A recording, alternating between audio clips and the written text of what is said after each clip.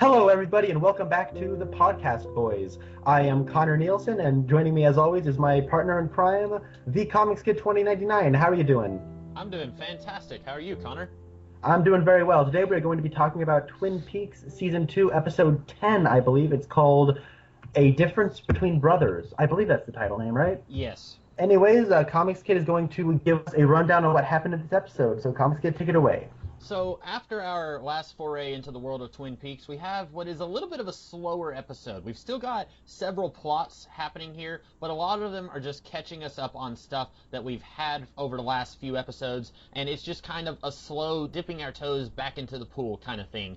We start off with the wake after Leland's funeral, where everybody is just kind of having a good time, or as good of a time as you can have at a wake. Audrey is talking to Sarah Palmer and Donna's mom. We see the mayor and the editor-in-chief of a newspaper. They are the two brothers, the titular brothers of this episode, and they are arguing with each other over something. Donna's father and Pete and Harry are talking about it. Basically, nobody even knows what these two are arguing about, but they've had this feud going on forever. And this takes up about a third of the episode, just kind of everybody living in this homey little town, nothing sinister, nothing supernatural going on. Cooper is getting ready to say his goodbyes. Everybody is starting to feel a little teary-eyed, and then a guy named Roger and a Mountie walk in, and Roger says that without pay, Cooper is suspended from the FBI, and this is because of his breach of protocols when he and Harry entered Canada to rescue Audrey Horne. Meanwhile, we've got several other things going on. Lucy, Hank, and Dick all agree to a truce until they find out who the father of the baby is. Nadine is put in high school as per Dr. Jacoby's idea that maybe she will slowly regain her sanity, regain her normal mental faculties slowly if they accommodate her for now and tell her that she is a high school student. She tries out for cheerleading. Bobby attempts to apply for a job with Mr. Horn, but Audrey basically, I guess, tricks him into going into Mr. Horn's office. He's shoot out, and then the two of them, I guess, go off for a date, maybe. Meanwhile, Audrey, she kind of had a little heart-to-heart with Cooper, kind of trying to once again see if maybe there can be something there. Cooper tells her no. That happened earlier in the episode. And then we find out that Norma's mom is the food critic M.T. Wentz. Norma tells her, "Get out, I don't ever want to see you again." Hank and Norma's stepfather, I guess is her stepfather, it's Norma's mother's current husband. They are planning a heist with none other than Jean Renault, and we find out what became of that little cliffhanger where Jean Renault met Hank several episodes ago, and we find out that the Mountie, who was accusing Cooper of breaking up a sting that the Canadian Mounties were setting up, we find out that he is working with Jean Renault also, and they are going to plant some cocaine on Cooper's property. And then at the end of the episode, Josie comes back, bruised and beaten, and she and Harry kiss each other. And that's about all that happened. Connor, what did you think of this episode? I think you're forgetting about Cooper and Major Briggs' little... Yes. That was the end of the episode. So Cooper and Major Briggs go ice fishing, and then while Cooper is off urinating in the woods, which he enjoys, Major Briggs is kidnapped by some flashing white light. And that is the end of the episode. I knew I was forgetting something. You're very thorough in your description. What did you think of this episode? I really liked this episode, surprisingly. Is it a little padded? Sure. Is there some things that are awkwardly inserted that feel like they're just there to set up a future storylines? Sure. Does the stuff at the beginning with the wake go on for a little too long? Sure. But this thing did make me want to keep watching. Like what happens after the murder mystery is solved, and it made me want to keep watching. From what I understand, where it goes is not particularly interesting, but it has kept me on for another episode. So I did like this. I really like some of the answers we got too. Good. What did you think of this episode? I liked it. My favorite part of the episode was all the stuff at the wake. I really loved getting to see some of these characters who don't usually get to interact with each other. I really loved getting to see that. I would love to see more of that in this show. Most of the time, any interactions that we see come from Cooper and his interactions with other characters, or we get to see some of these characters reacting to some of the sinister subplots in this show. But we don't get to see characters just hanging out with each other and just being with each other and just being friends with each other. I really loved seeing all of that.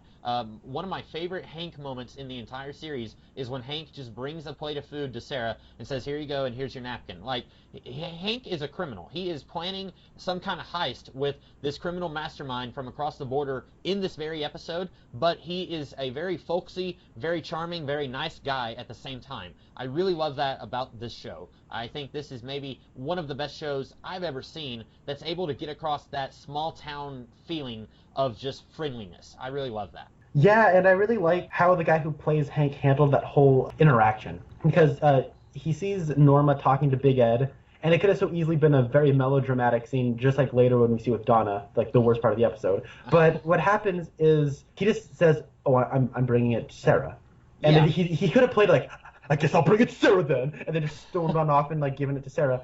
But he doesn't. He plays it very very smooth and very respectful, and he's very aware of what kind of environment he's in, and then he just very gentlemanly gives his stuff off to Sarah, and it does feel like you've said this a couple times, where Hank is one of those people who, when he's not doing criminal activity, he's just getting a beer with everybody. And that does feel very evident here, and I really like just seeing the whole town come together in the Palmer household. I also really loved how this episode started with Sarah and Cooper just talking to one another. It was what this episode needed to start off with. It's a very nice way to bridge the last episode finality with this episode kind of starting a new chapter in Twin Peaks. And although it was sort of awkward how they said 3 days later. I mean, I know that 1 week our time is 1 day their time. Yeah. And I get that they had to like say, hey, this is taking place sometime later. But I figured for how well written this episode is, I really liked the script of this episode. I do think like in the dialogue you could have incorporated that it has been 3 days. Yeah, I agree. I think that was a neat little touch. Maybe not necessary, but I was immediately, when I saw that, I was thinking, oh wow, that's like an eternity in Twin Peaks time, because usually each episode is 1 day and we don't skip any time at all. So I kind of like that it was letting us know up front, hey, we're skipping a little bit of time. We're jumping forward just a little bit. I kind of like that. Yeah, and plus, just some of the... I liked seeing the mayor and his brother Bart arguing. I was wondering what you thought of that, because last week, whenever I saw what the title of this episode was going to be, I immediately knew that it was going to be those two, and I was thinking, that's a weird name for this episode, because they're barely in it, but I like them anyway. I thought that it was kind of nice that we're getting to see more of this town that we haven't seen before, because this town is like 50,000 people, so we should be seeing more than just the same 15 people that we're seeing all the time, and now that we've completely put the Laura Palmer mystery to bed, we're going to need to see some more subplots generating. And so I like that we're getting new characters here, but they're not like so shoved down our throats that they're trying to say, hey, look, guys, it's new characters that you're going to have to deal with, like, say, Dick Tremaine, for example. Yeah. The two old people reminded me of the old people from the Muppets. We're just sitting in the balcony. Waldorf and Astoria. Yeah, that's what they reminded me of. Yeah, they did. I do think the title does refer to other things, though. I think you can read into, like, a Canadian and U.S. Border, like it's a dispute between brothers. Oh, yeah, I can see that. Of course, the whole thing is set up by Jean Reno, who is so cool. He is also a brother, although his two brothers are dead. Yep, indeed. You know what sucks for the Renault brothers is that Bernie Renault died and Jean Renault doesn't care. But then Jacques Renault dies, and then it's like, I'm going to kill Cooper for this. My one brother, must be avenged. Poor Bernie. Nobody cares about Bernie. He died in a sack. Yeah. So his legs are poking out of a bag, and said, that's Bernie. So what do you think of... I love the part where Hank is talking to Donna, and he seems to just not care about as much as I don't care. Because she's like, I think this is my fault. How can two people in love cause so much trouble? Like, oh, gotta make it about you, don't you? Yeah. You know, I am pretty sure it has nothing to do with you. And he's just basically rolling his eyes as he's talking to her. Hey, I'm doing the same thing. He's when Nadine comes and says, can you see my underwear and my shoes? Because her shoes are shiny. And it seems like he's more interested in that conversation with a crazy woman than he is with Donna. And I would have to say I would take that conversation over any conversation with Donna also. Yeah, okay. It's not as bad here as it has been. We get very little Donna in this episode. In fact, we get very little Donna and even less Josie. I was curious how you reacted when you saw that Josie was already back, that she hasn't been gone as long as you thought she would be. Yeah. James isn't even in this episode, period. I think they said that he straight up left. Yeah, that's what, she did say that, and I thought that moment had come several episodes ago, back whenever Donna caught James kissing Maddie, and then she ran out. I thought that James left then. So that's something that I knew was coming for several episodes now. I knew it was coming. I just didn't know when. So apparently when she kept screaming, James, don't leave me, last episode, apparently he did. He left her. So right now we're not going to have to deal with as much whiny teenage drama, but eventually we know it is going to happen. Speaking of teenage drama, but not of the whiny variety, I kind of dig the budding romance between Audrey and Bobby. Okay, I yeah. really like it. I never in my head put those two together, but I can really see it, and I think they don't have like amazing chemistry or anything, but there is a connection there, and I kind of like it. Yeah, it's one of those things. It's weird because I like Bobby and Shelley together. I think that they are a really good couple because both of them are just perfect. I don't know how else to explain it. Like, she was really not good with Leo, and Bobby obviously didn't care about his relationship with Laura that much, and so I like these two finding someone else while they're both kind of in another relationship. Well, Bobby not anymore, but I kind of like that. But at the same time, I also like Bobby with Audrey, and I was a little weird by it, like not weird like Audrey trying to get with Cooper. Like I actually think that her talking with Bobby in this episode, it almost feels like not really rebound, but like she's finally decided, okay, Cooper has shut me down again. It's absolutely not going to happen, so I need to try my luck elsewhere. Hey, there's Bobby Briggs. Maybe I'll try with him. And, like, she's sort of flirty with him.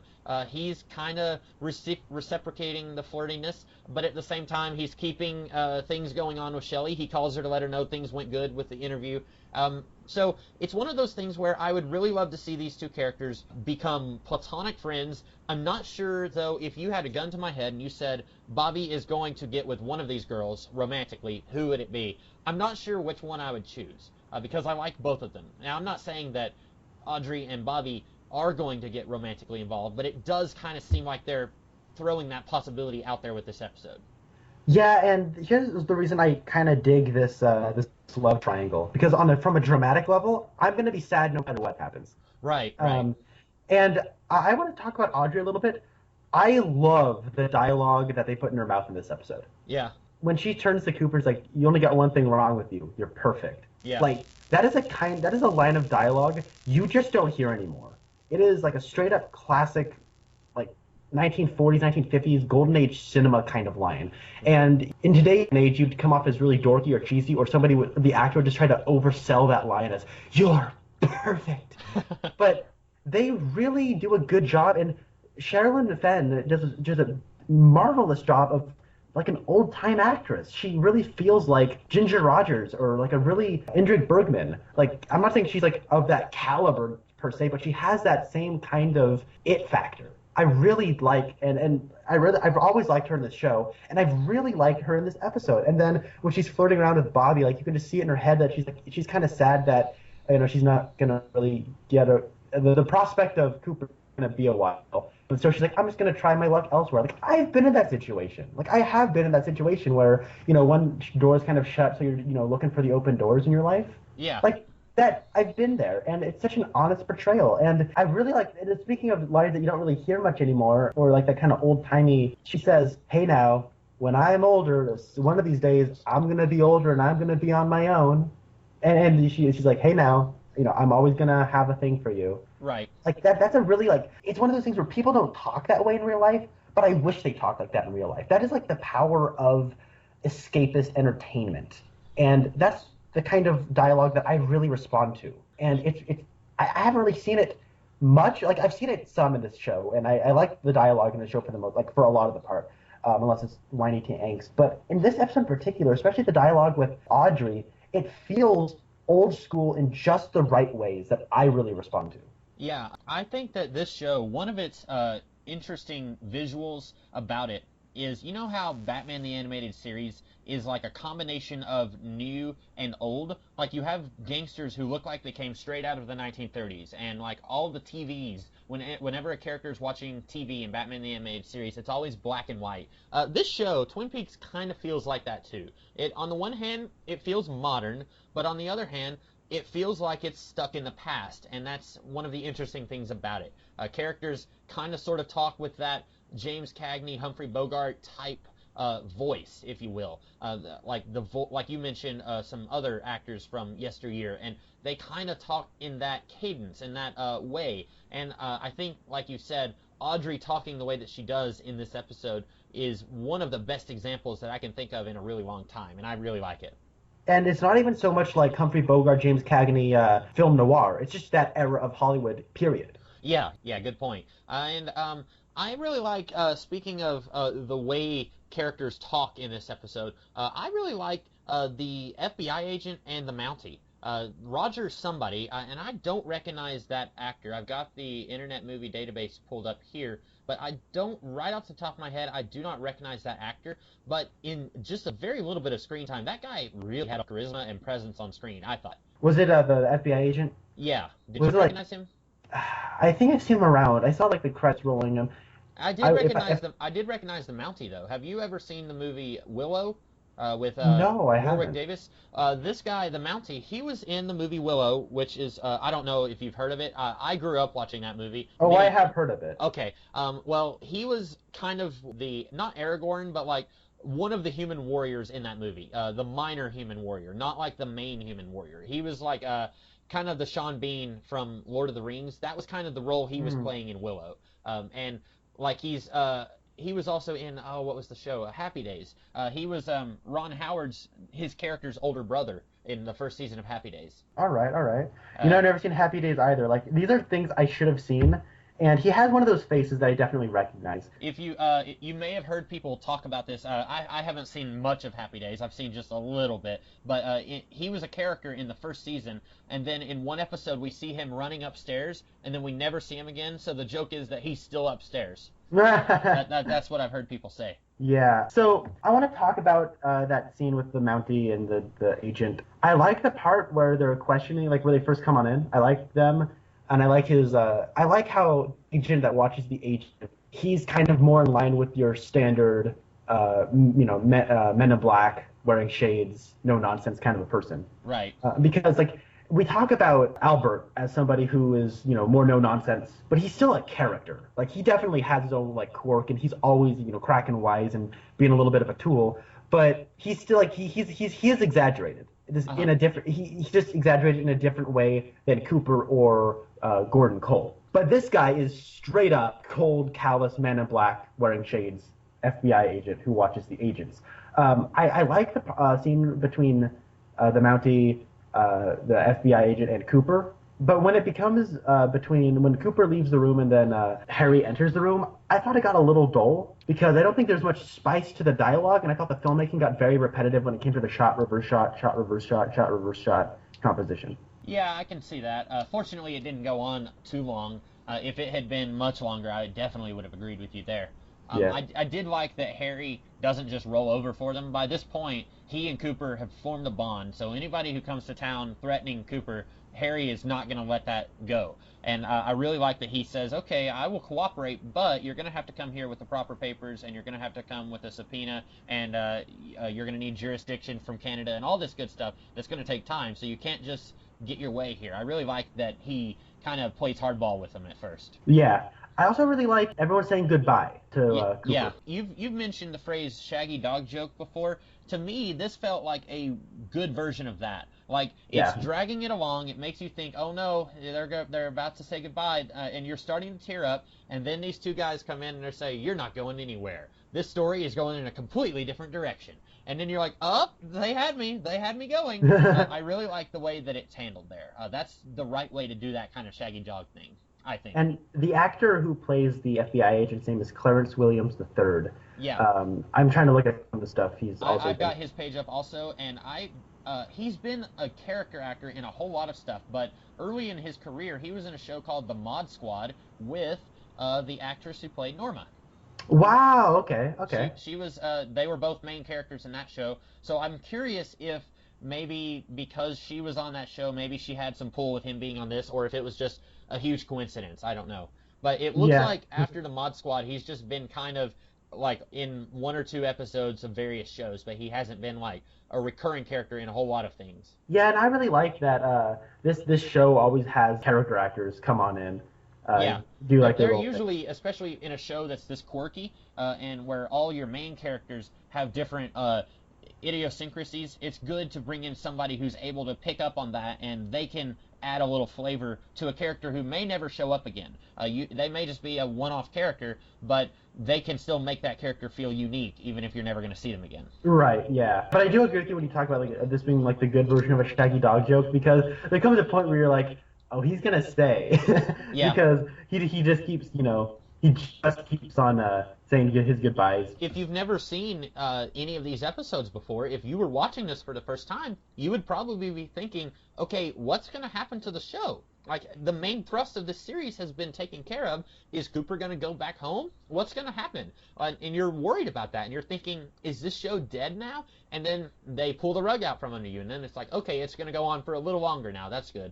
Yeah, well, the thing about the show is like for a second I was like, oh, what are they gonna do with Cooper? Like what are they gonna do now? Like it did fool me for a little bit, and this episode in particular just makes me want to see just a Twin Peaks mini series, like 6-issue mini about just Audrey post Cooper. Like I really want to see that, and now I'm a little sad that we're not going to see that because they are keeping Cooper around, and I like that they are keeping Cooper around. I think it is a neat little way, and I think it is answer to payoff from something that was set up earlier in the season. They make me want to see Audrey post Cooper so much that I am a little sad that we're not going to get it.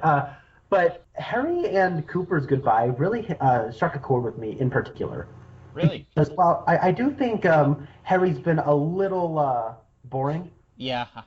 I like Harry, but he kind of needs to have no personality. Yeah. To a degree. I To a agree. degree. He needs to be the just the ordinary average guy who's trying to keep his town quiet and dull. He doesn't want excitement in this little backwoods part of the world. And like the town, he himself doesn't want any excitement. He just wants to be an average ordinary guy. And that's Yeah, his and character. that's why I don't like him and Josie, because giving him that sort of personality, I think, contradicts that.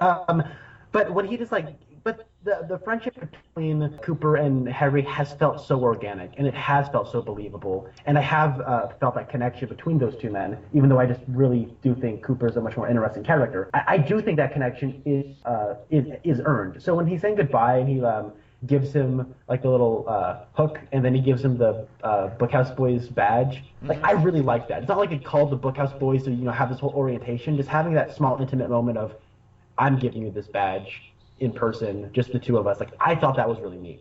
Yeah, I liked it too. And Harry is like, at first I kind of thought that when Cooper picked up the little lure, I kind of laughed a little bit. I thought it was just a little silly when Cooper says, "This is fantastic. I don't know what to say," or something like that. I thought it was a little silly because I don't know. I'm not much of a fisherman, so I thought, it's just a lure. But at the same time, I was like, this is a very warm scene between these two. The acting is really top notch, and if this was goodbye, this would be a really, like, how sometimes on YouTube you see top 10 character send-offs of all time from Watch Mojo or something like that. Yeah. This would be in that list if this was goodbye for Cooper. So I really ended up, at first I thought it was a little silly, and then I got turned around on it, and I really liked it. You know what I really wish they would have done though? What? And this is just me calling back to my favorite line in this entire show. Is he opened up and it was like a new shirt, Uh-huh. and he's like, yeah, hey. the catnap thing, Yeah. the advice. I actually thought it was donuts in the bag. Oh, that'd have been cool too. Yeah. Speaking of characters first I wanted to say, how you were talking about this Roger guy from Mod Squad, that he's just like a straight up man in black from the FBI. I have a feeling that if Al was here, Al has evolved very subtly over the course of this series to the point where I feel like if Al was here, he would almost be like rolling his eyes at, oh great, it's that tool Roger from Internal Affairs, and then he would be on Cooper's side. Like Joss Whedon used to talk about this thing that he would do in just about all of his shows, where he would start off a character at a certain point, and then as the show would progress, that character would progress to the point where he would need a new character to fill the role that character used to fill, but they had grown past. A good example was like in Buffy the Vampire Slayer, Giles started off as the exposition guy. He was the stuffy mentor who tries to train and guide our hero. But then by the time you got to season 3, Giles was more of a father figure to Buffy, and he was less stuffy mentor figure, and he was more just part of the gang, he was part of their family, and then they had to introduce Wesley to kind of fill that old role that Giles filled. And then, like in Angel, they did the same thing, where a character would grow past the role that they initially served.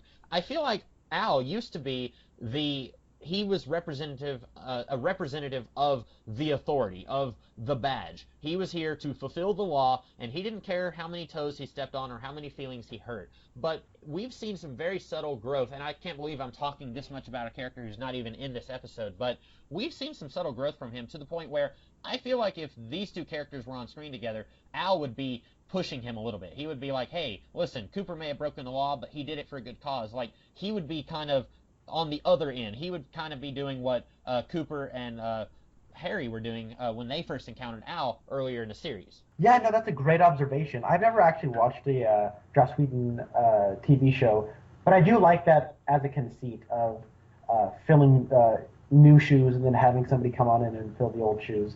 Yeah, it's a great way to build your characters and quickly establish, hey, this is how far your characters have come.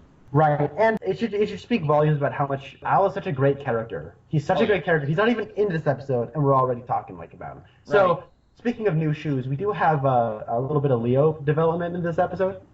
He doesn't say new shoes, but he does he does move forward an inch.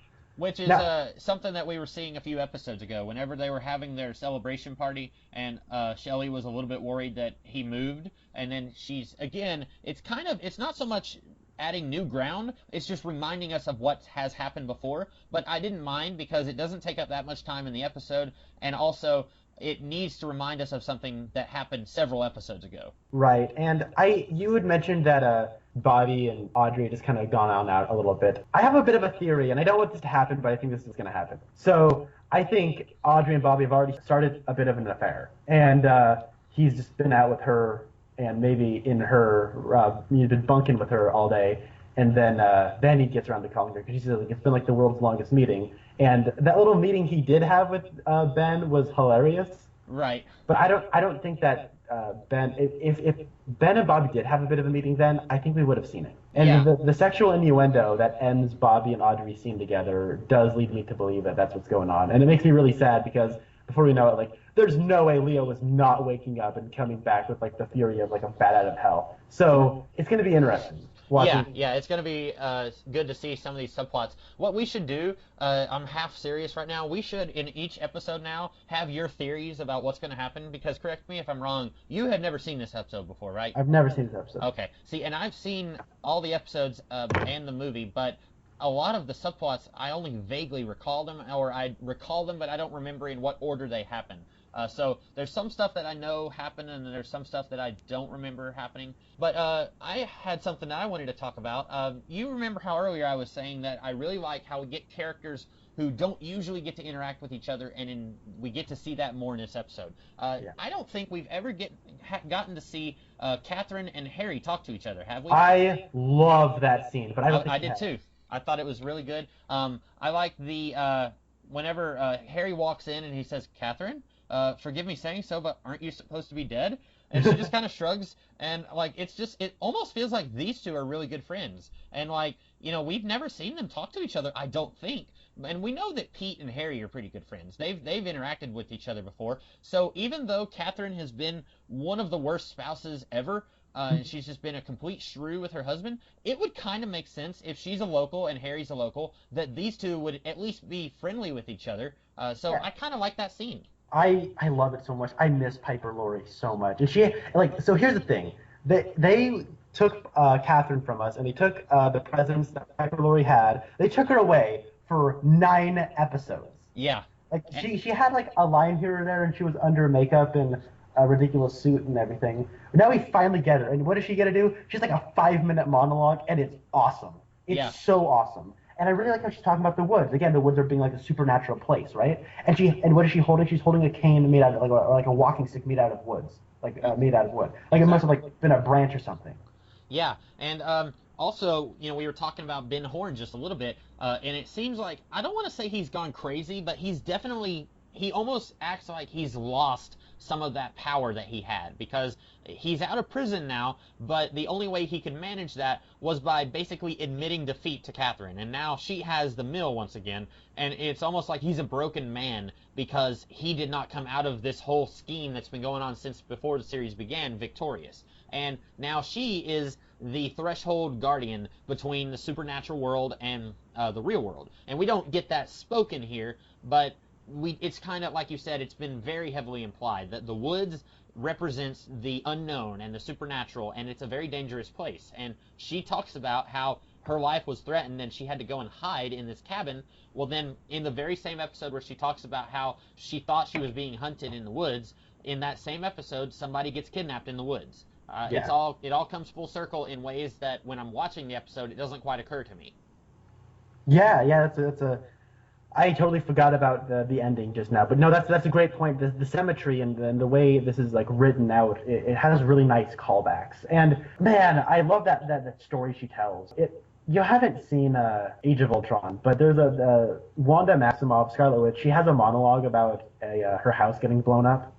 And it's really reminiscent of, like, she says that there's like a bomb, like a missile 2 feet from her face that says Tony Stark on it, or Stark Industries. Uh-huh. She says, I waited 2 days for Tony Stark to kill me, and then I got the courage enough to, like, leave the house.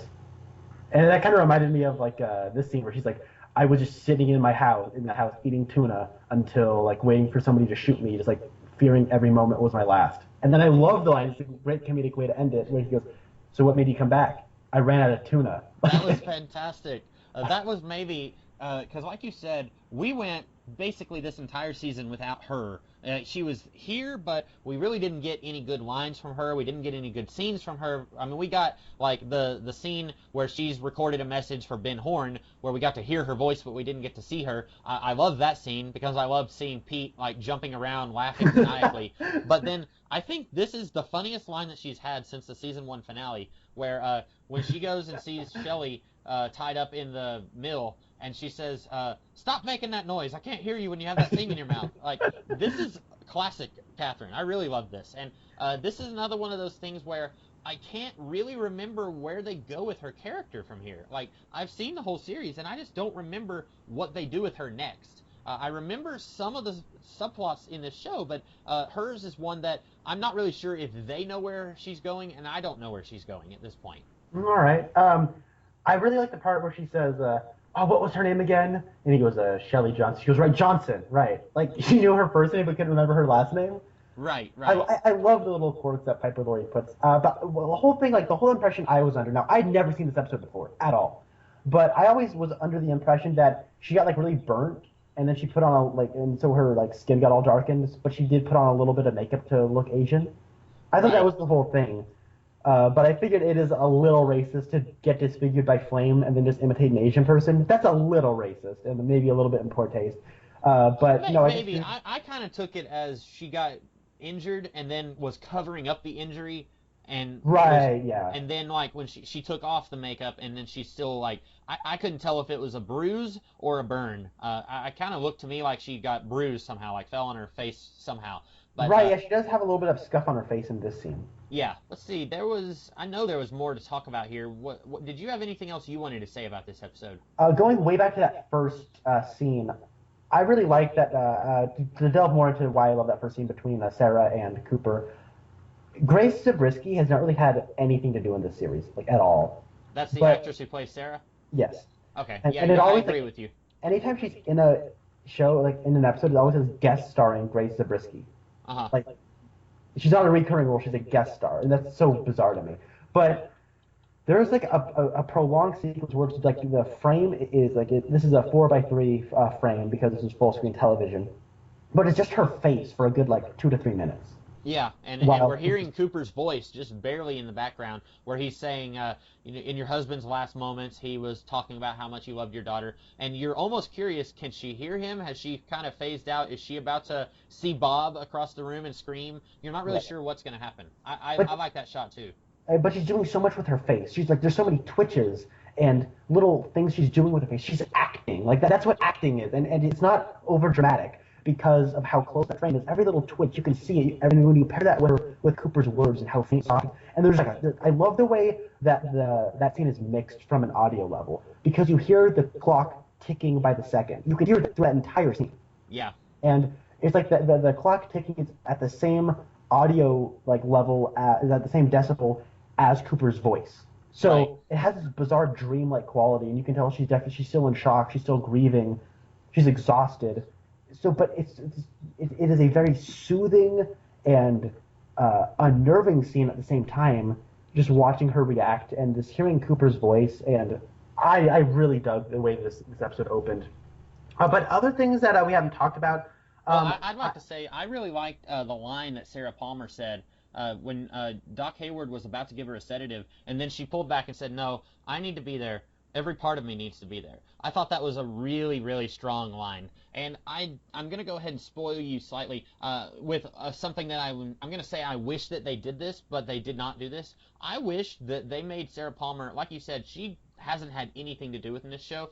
I wish that now that she has lost both her husband and her daughter to Bob and her niece, I wish that she would in some way join the Bookhouse Boys somehow, like in trying to take down this demon. Like if she found out, okay, Bob's still out there somewhere, I want to help take him down. He's taken my entire family from me. I'm stronger than this. I can't let this beat me. I want to help defeat him. I wish that we had something like that with her later in the show. And I'm going to go ahead and say we don't get that from her because I don't know if she ever shows up again after this episode.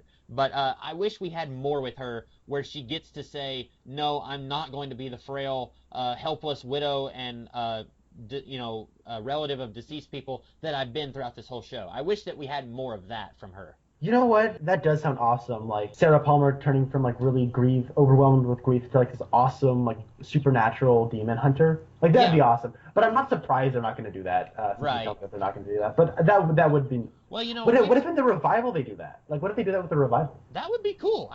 We still don't have any idea what they're going to do in the revival. But we've talked so many times about how after they find out who killed Laura Palmer and after that subplot is completely dealt with, that they were going to be hurting for more stories and they were going to be just kind of grasping at straws. What should we do next? Well, let's have Norma's stepfather work with Hank on some heist, or let's have Bobby try to work for Ben Horn. We're going to create all these stories. Some of them will work, some of them won't. But I think a story that would have worked and it would have come organically out of the death of Laura Palmer would be her mother joining in trying to deal with the supernatural element somehow. I think that would have been something that would have worked really well. Yeah. So speaking of subplots that are subplots and that are got some more.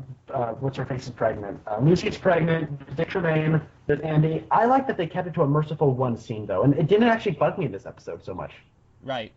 Maybe it's because we got some Hawk, and this is my God bless you Hawk moment of the week. God bless you Hawk. Yeah, you might think it might be him talking to Andy, but it's a tiny little moment where you just see his head bobbing at the bottom of the frame, and he just shrugs his shoulders and shakes his head and walks off. Exactly. That was mine too. So awesome. Now he does have that awesome moment where he's saying goodbye to Cooper, and he says, "May the wind always be at your back." And he does have some great moments where he's talking to Andy, "What are you doing?" But that little moment where he just shrugs his shoulders and shakes his head, best Hawk moment of the episode. And since we didn't have any Hawk last episode, it's awesome to have a little bit this time. You can tell that Hawk is amazing when he despises Dick Tremaine as much as we do. Yeah. Because I'm pretty sure that he was just like, "Ugh, Dick is here. What's going on?" And then he just walks away. I'm pretty sure that was what was going through his mind. I also love the idea, we talk about, I remember when we were talking about X-Men Apocalypse, we talked about Havoc and Beast being wingmen for Professor Xavier and Moira McTaggart. Yep. Would it just be awesome if Andy and Hawk, or Hawk was like Hitch, right? And he was talking to Andy, but they shared a room, and he was being his wingman, "Hey, come on, man, you could do it." He took him to dating boot camp or something. That'd be cool. Well, we did talk about the possibility that on the side, Hawk is a love guru and right, has his we own did, business right. in town. I'm still going to be very disappointed if in the revival, if Hawk hasn't just retired from the police force, but then Cooper comes to the love guru and says, "We need you back," and then he's like, "Well, okay," and then he comes back to the police force. That would be really awesome. It would be. Speaking of the revival, a very small bit of news came out. Okay, I haven't heard anything. What is it? It's very small, so it's not like it's going to derail the conversation. But All right. basically, David Lynch has said that they are pretty set on a fall 2017 release date. It's Fall? back. Did you say fall? Yeah. Okay. Oh, so that's going to be a little while. For some reason, I thought when they first announced the revival, I thought they said it was going to be like late 2016, and then they were saying 2017. So in my mind, I was thinking it was going to be like January or February, and maybe I was mixing up Twin Peaks with X-Files, because X-Files, the revival started in like January of this year, and maybe I was just confusing the two and thinking that Twin Peaks would be January of next year, but that still gives them quite a bit of time. So we'll probably be getting quite a bit more updates from the revival before it actually comes out. Yeah, though it is pretty. I had heard that it was coming out summer of 2017, Okay, so they have been pushing which it a is little bit. pretty hit or miss depending on like the shows that are summer shows are generally not that good because less people watch television in the summer. Right, right. But now that they have a fall, like a fall slot is to die for. That is what you want. You want your show to be prime time in the fall, and if it's on Showtime in the fall, that is great. That is exactly what you need. Oh yeah. So I'm very happy that definitely shows confidence, and I'm happy about that. And I know that this show ended like 25 years ago, but this is a show that people talk about to this day. You know, case in point, me and you are talking about it right now. But this is a show that gets people buzzing, even 25 years later. So putting it in the fall, probably right when all the seasons are going to be starting, a lot of people are going to be really interested in the show. People who have maybe never seen the show are probably going to be interested in the revival. So it's going to be very interesting to see if this is just going to be a limited revival or if interest in this is going to make it be so huge that it's going to keep going. I really hope it keeps going because if you've never seen Twin Peaks, you have a friend who's seen Twin Peaks. Yeah. And they're going to make you watch it. And I'm going to make some of my friends watch, like my friend who I've been watching all these superhero movies with because he's never really seen any of them. I'm going to make him watch the revival of Twin Peaks. Like, I'm not going to necessarily make him watch the original series, but I'm going to make him watch the revival. And if you don't even have a friend who's seen it, you've probably seen a movie or a TV show that references it. Because me and Connor have talked before about how was it Knight of Cups that had Major Briggs's monologue, and then in Fringe they outright state that Fringe takes place in the Twin Peaks universe, and then in Gravity Falls you've got all these little nods to Twin Peaks. So it's very, very it's a huge part of the pop cultural consciousness. So it's going to be very interesting to see the revival and what they do with it. Yeah, it is so influential, and it is one of those things where if you're in if you consume pop culture and you still don't really know Twin Peaks or you don't get the references, the people making television right now, they get Twin Peaks. It's really influenced them. Yeah, yeah. So, but back to Dick Tremaine and Andy, the ladder gag was good enough. One of those things that you whether it's writing or like a comic or writing a book or directing television, blocking is important. Because there's nothing more boring than having two people talking while nothing is happening. Right, right. That is just outright boring. So, like, I took a class that was taught by Kelly Sue DeConnick, and she talked about how there was a scene in Game of Thrones that takes place in the desert or something that she hated. She hated the scene because all it was three people sitting in the desert just talking about how awesome they were. And I've never watched Game of Thrones, so I don't know exactly what it is, but it was like a moment that she was really looking forward to, seeing like these characters that had been hinted at. And when he finally saw it was just three people talking about how awesome they are in the middle of the desert while they're not doing anything. She's like, well, they could be, cooking something. They could be eating something. They could be digging a hole, and then, the payoff would be what's at the bottom of the hole. You know what I mean? Right, like, right.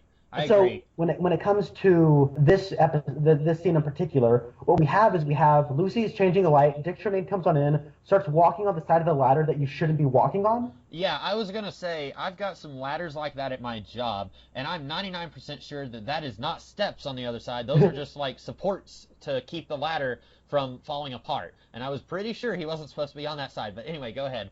Well, yeah, no, but that does say something like, oh, this is Dick Tremaine. He's so pompous and ignorant that he doesn't really know that you're not supposed to be on that side. He probably has never even seen a ladder before. Like, he just hires somebody else to, if he's got manual work that needs to be done, he just gets someone else to do it. He doesn't own a ladder. He doesn't know what to do with a ladder. Right, and I do think that is something that is blocking, that is action, shedding light on the character without it directly relating to the dialogue. I like that. But then you have Lucy at the top of the ladder, and then you have Andy come on in, and then he steps up on it with them, and so there's this like it's a gag. It's just a little bit that they're doing. It's not them being on the ladder isn't important to the scene, but it adds something visually interesting that would be completely boring otherwise. And having the ingredient of Hawk to the mix only makes it better.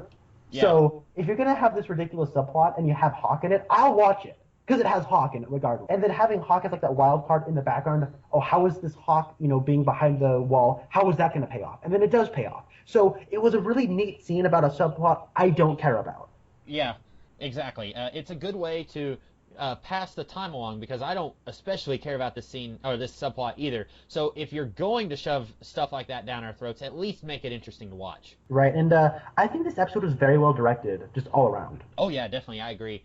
Talking about the ladder scene, recently I finished watching the first 5 seasons of Bob's Burgers on Netflix, and there's one episode I think in season 1 where 2 separate characters are both standing outside of Bob's restaurant with megaphones, but they're yelling different things, and then one of them says, "We only need one megaphone out here," and when all 3 of them were up on the ladder, I kept expecting one, and I don't know why I was expecting this, but I kept expecting Dick to say, "We only need 2 people up on this ladder, Andy. To get back down. That's not safe." I was expecting something like that, and I was kind of disappointed that we didn't get that. Oh yeah, the director's name, her name is Tina Rathborn.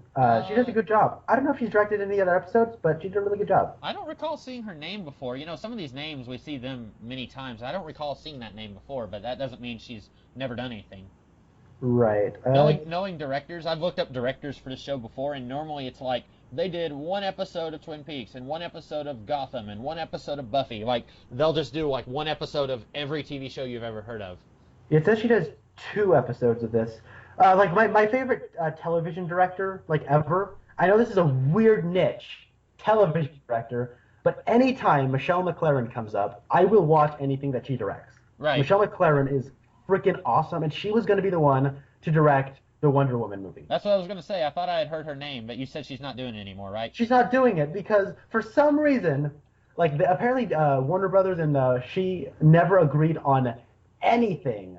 So now I'm sitting there wondering, don't you hire her to begin with? If I'm a producer, right, and I'm trying to hire a director from a Wonder Woman movie, right? How come you wouldn't just sit down with the director, talk about what you want for the vision, and then, hey, we're on the same page. I'm going to hire you versus, Michelle, I really like your stuff, but what you want out of this project and what we want out of this project just isn't lining up. Maybe another project will open up and we can work together then, right? That's how those work. So why would you hire somebody only to just completely disagree with them at every turn and then end up having to replace them? It's ridiculous. Yeah. That getting a little more off topic here, it kind of reminds me of in the early 1990s, John Byrne was writing and drawing Alpha Flight, and Bill Mantlo was writing and maybe drawing The Incredible Hulk, and they did this weird thing where they both agreed that they would switch series. So Bill Mantlo came on Alpha Flight, and John Byrne came on the Hulk. And then he, before coming onto the Hulk, John Byrne threw out all these ideas to editor-in-chief Jim Shooter, and he said, "This is what all I want to do." And Jim Shooter said, "Sounds great, I want you to do it." And then almost immediately after he started working on the book, Jim Shooter said, "No, wait, I don't want you to do any of that." And so John Byrne was only on the Hulk for 6 months, which isn't a very long time for creators who are planning to stay on a book for a very, very long time. Right. And you talking about that kind of makes me think that might have been what happened. Like, they initially agreed to what she wanted to do, and then they wanted to try and control everything about what she was doing, and then she just left. That I don't know if that's what happened, but that kind of sounded like maybe that was what happened. Yeah, it probably is. But oh my gosh, okay, I'm on IMDb, and I am on like an infinite paradox loop. Right. So Tina Rathborn, she directed 2 episodes. I click on it. It sends me to Twin Peaks. So then I click on the director's list, and I find Tina Rathborn. It says 2 episodes. So I click on that, and then it just sends me back to Tina Rathborn's page. Right. So I can't seem to find out what the other episode is. Maybe we covered it. Maybe we haven't yet. Yeah, that's one of those things about when I'm looking up Twin Peaks, or when I'm looking up something on Internet Movie Database. Like when I used to watch The X-Files, I would look up an actor, and it's like, oh, they were in 2 episodes of The X-Files. Well, good luck trying to find out which 2. It might have been in season 1, it might have been in season 9, but you're not going to find it anytime soon. Right. I'm trying to remember something because there is like one more thing I want to. Oh, we have the ending. Major Briggs is in this show more, and I love it. I love He Major Briggs. is the best. I am so mad that they didn't use him more in this show because, like, at one point he's talking to Dale and he says, "Have you ever heard of the White Lodge?" And I'm like on the edge of my seat, like, "Yes, tell me more." And then he's like, "First, I've got to go pee." And I'm like, "Dang you, Dale Cooper and your small bladder! I want to find out about the White Lodge."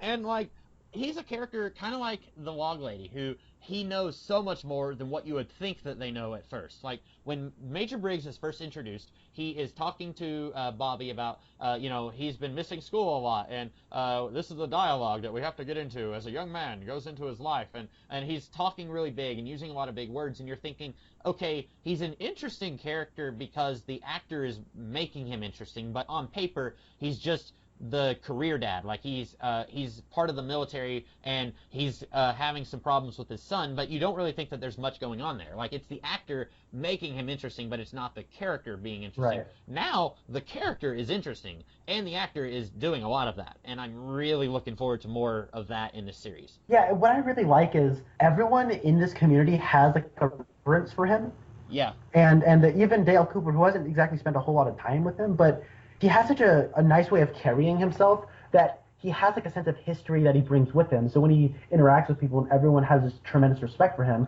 I totally get it. Like I would probably react the exact same way if I met him for the first time. I think, as I've already stated, this episode is directed very, very well.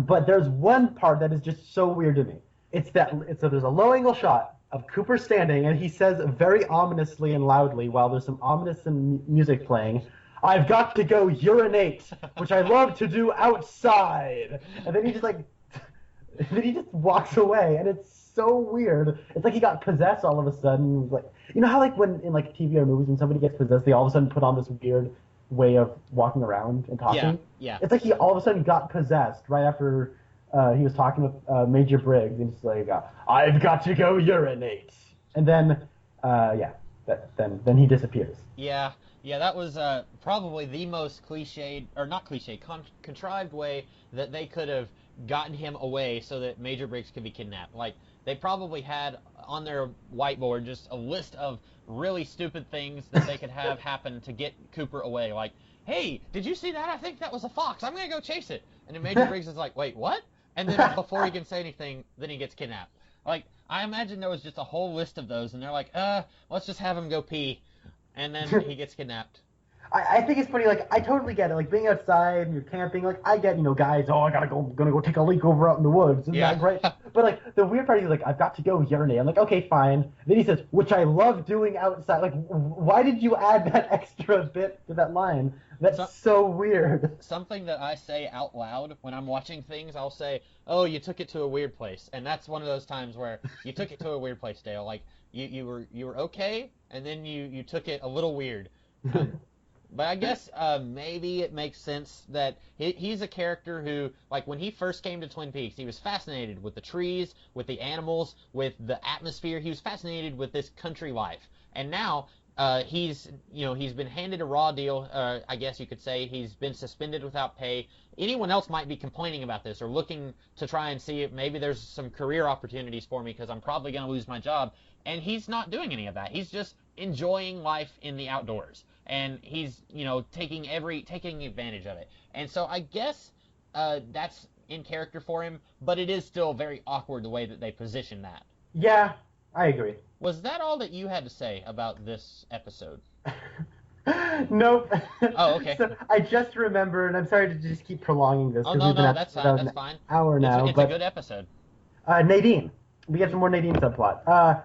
This subplot was probably one that I was least big on, but you always get to see Ed being Ed, and I love Ed. And then the cheerleader tryouts was like a good enough gag that I kind of bought it. But like, it's so weird. The part where she starts throwing that one guy. Yeah. Like, I thought something was happening to my computer monitor for a second. It stops. You're hearing the music and the audio keep going, but he stops in midair. Is that what you're talking about? No, like right before that, like it's like the color palette just goes all whack. Like it's red and orange, and like you see her like moving in on behind him, and you hear the audio of "I'm gonna throw you, corkscrew," and then like it just cuts back to normally where she just throws him. Yeah, It's yeah, it it's was, the and right strangest. after, yeah, yeah, I know what you're talking about because when she says I'm gonna throw you, and he says of course you are, and then she throws him, like the audio is happening, but you're not seeing their faces. And then she throws him, and then what I was talking about was like he's in the air, and then it's like it stops for a second, but you're still hearing everything, and then he starts flipping in the air, like it's a Yeah, very very weirdly constructed scene. it is like it's so odd. How do you feel about Nadine being back in school? Because for this episode, just this episode, it worked enough because it didn't take up too much time, and I got to see Ed go, "No shucks," which I love doing, which I love seeing. I think, like I've said before, I don't really care about her being emotionally a high schooler again, but potentially this could be good because finally we are separating Ed and Nadine. So now we might get to see some Ed without Nadine because up until pretty much since this season began, anytime we see Nadine, we see Ed, and anytime we see Ed, we see Nadine. So I don't really care about this Nadine subplot, but I have to have it if I want more Ed, and I like Ed. And so if I wanted to see more Ed, I would have to see the Nadine stuff. Well, now, hopefully, that's going to stop because now we're separating them. She's going to be in school, and Ed's going to be away from her back in the real world. So hopefully, we're going to get to see a little bit of a progression on what's going on with Ed. Is he going to try and get back with Norma? Is he going to try and keep his marriage going with Nadine and try and wait this out, see how long this is going to last? So maybe this will be a good progression for his character. And we haven't seen a whole lot of stuff in the school since really the first episode. Up and after the first episode, all of the characters who are in school, it's like they don't go to school anymore. Like Bobby and Audrey are talking, and Bobby says, "Shouldn't you be in school?" And she says, "What did she say? School seats numb my buns. What about you? Yeah. Why aren't you in school?" And I'm thinking, yeah, every single character who should be in school is not. So now finally, we might get to see some more of that. Now I'm not saying it'll be interesting, but when you've got characters like a third of your cast are all high schoolers, you should see some high school stuff. Yeah, and it was when it showed it said Twin Peaks High School. And, oh yeah, there's a high school here. Right, right. Um, her name is Tricia Brock. Tricia Brock wrote this. She did a really good job writing this. I wanted to point that out. She really good dialogue. And, was able to do a good job with a lot of characters and doing a good job well balancing everything. Yeah. Just two more quick reveals, I guess, in this. When it comes to MT Wentz being the mom. Then Which there's didn't really do anything for me at all. I feel like this whole MT Wentz subplot could have been completely removed, and the only thing that this led to was Hank is now working with Norma's stepfather. Like, I didn't really think that we got any good stuff out of Norma talking with her mom. I didn't really get anything from any of this. Yeah, it was very melodramatic, but I do want to talk about like on a little bit of a meta level. Like, do you think this is the series like reacting or responding to critics or something? Or is it some kind of meta commentary on how to take criticism or how people do take criticism or how critics are very objective, maybe to the sense of being a little callous? Like, what do you think? Like, I think there's something that's trying to be said in the writing there, but I don't know. It could be. I think that it's very difficult for me to comment on that because, like, you and I are both people who review stuff. Now, we're not professional reviewers. We're not like Ebert and Siskel or anything like that. But as par for the course, like, I generally put out 4 videos on YouTube a week where I'm talking about something and I'm trying to analyze it a little bit and I'm talking about what I liked and what I didn't like. So in that level, I'm kind of like Norma's mom. But then on the other hand, I like to think of myself as an aspiring creator, somebody who may one day put out something for other people to talk about. And so on that level, I'm kind of more like Norma. And so I look at this as like, you're right, there is the potential that there's something here that they wanted to throw out there, but I'm not entirely sure I know what it is. And maybe it's because I'm too close to that, because I am a little bit Norma's mom and I'm a little bit Norma also, if you know what I'm saying. Yeah, and I'm in the same position as you. Like a lot of the time, people who are reviewers, especially nowadays, like critics, professional paid critics, as well as like the community of reviewers that's happened with the advent of the internet, like everybody is a fan, and everybody at least wants to do something in the field that they're critiquing. Yeah, Like yeah, the channel What the Flick is like professional critics, right. and like Ben Mankiewicz, the Turner Classic Movies guy. Uh-huh. His grandfather or like step grandfather or like sorry not or great uncle either his grandfather or his granduncle. One of the two was the co-writer on Citizen Kane. Oh, really? So like his family has been in the movie business for a while, and Right. his aspirations are a little bit more like academic, historical, and political. You could have something like, for example, College Humor. They do those Batman videos of like making fun of the Batman voice or the different things that had Pete Holmes as Batman. Like they've done several videos where they're making something for entertainment purposes. They're making a short little 5-minute Batman movie, but at the same time, they're also lampooning / criticizing / critiquing actual Batman movies. So you've almost got, nowadays with the internet, you've got a blending of criticism / critique / reviewing and creating something new. You've got people who will do that, where they will mix the two, and you've got something new. In the same way, and I don't necessarily watch it, but you've got reality shows like American Idol or Hell's Kitchen, where people are critiquing other people, but it's also entertainment for a third level of people. And so Yeah. I feel like this episode, in a way, if they are trying to say something about the relationship between the artist and the criticizer, I almost feel like whatever discussion was being had in this episode is almost outdated with the event of the internet and how that is processed now. Yeah, that's very. That is one of those things where the show just hasn't aged particularly well. Right, and I never And would have thought about it if you hadn't mentioned that there was a meta thing going on here. But I think there's very likely a meta thing going on. yeah, and there's one of two ways to view this kind of thing. There's the way of, oh, this just hasn't aged well, but I like to view it as it's a window into another time. Right. I really like viewing how other cultures for different times, how they viewed specific facets of their life or in the filmmaking industry, or especially now that a David Lynch exists.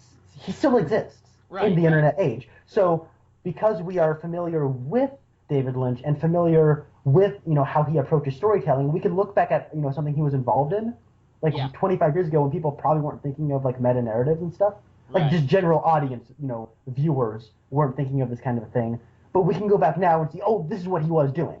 Exactly. Because Yeah. I think a lot of people have the disillusion that just because something's old means it's less sophisticated, and that it has a less self-awareness. Exactly. Yeah.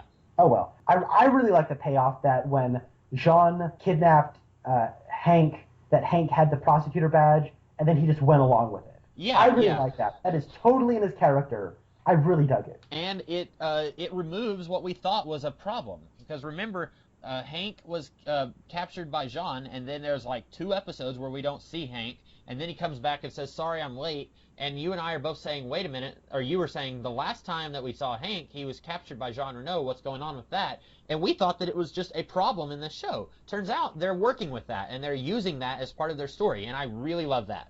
Yeah, this whole episode, like the way it just pays things off and sets things up. It's a lot better than what I remembered this half of the season being, because I've been the one telling you many times that the first half of season 2 is maybe not as good as season 1, but it's closer to season 1 than what the second half of season 2 is. But talking about this episode, I think that there's a lot of really good stuff going on here where they're setting up new stuff and they're paying off old stuff, and I think that it works a lot better than what I was giving it credit for the first time I saw this episode. Yeah. So one. Now, to be fair, we are not on the second half of season 2 just yet. We have one more episode before we're done with the first half. This is 22 Oh, okay. episodes. I always kind of talked about the episode where Leland dies. I always kind of talk about that as the end of the first half.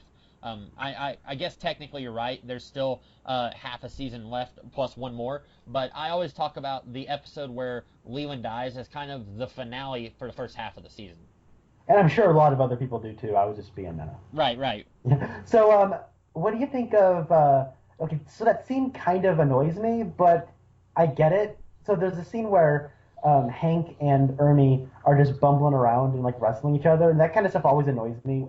That's just a personal preference, taste issue of just guys being drunk and then just like getting all touchy and like trying to like wrestle each other. It always just kind of bugs me, but it's fine for this episode. But I like the reveal of how the Canadian guy, like I didn't think he was polite enough to be a true Canadian, and then it turned out he's a criminal in cahoots with Jean Reno, who's French Canadian, and so he's not true Canadian. So Right. he's not a friendly Canadian, and he still sounds just like Benicio del Toro, and I love it. But I thought it was a really neat reveal, and it's not like he walked in. I'm like, hey, that's the guy from earlier. Yeah. And then at the end of the scene, they kind of allude to that. It's not like they have this big, dramatic musical swell, and then or that I've talked to Cooper moment.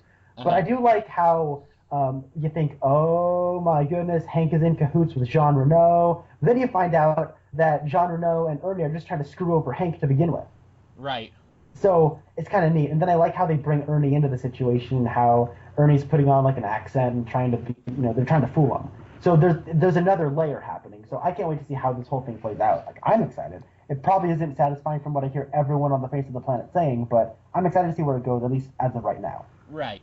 Yeah, and that's one of those subplots. I only kind of remember how it plays out. I remember how it plays out for some of these characters, but not all of them. So it will be interesting to see where they go with this. Yeah, that's pretty much all I had. Did you have anything else? I did not. So I think we both really liked this episode. I think I liked it quite a bit, but I like it more now that we've talked about it. I agree. So that is all that we have to say about this episode. We will be back in a week or two to talk about the next episode, which will be the official halfway point. Correct, Connor? Correct. Alrighty, and at that point we will continue doing what we do. In the meantime, you guys have a great rest of the day, and we will talk to you next time. This is the Comics Kid 2099. And this is Connor Nielsen saying goodbye. See you later.